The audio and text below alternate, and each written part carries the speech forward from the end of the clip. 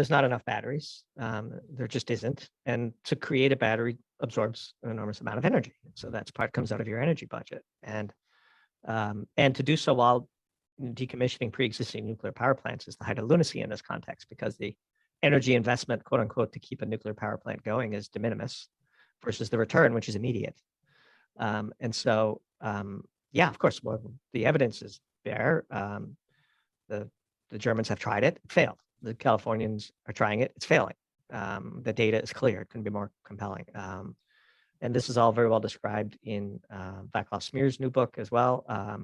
This is all very knowable. And of course, the issue with intermittency is the energy penalty that the other inputs into the grid have to pay to make up for your intermittency. And so that's normally a coal plant or a natural gas plant that is highly inefficient because it's peaking power.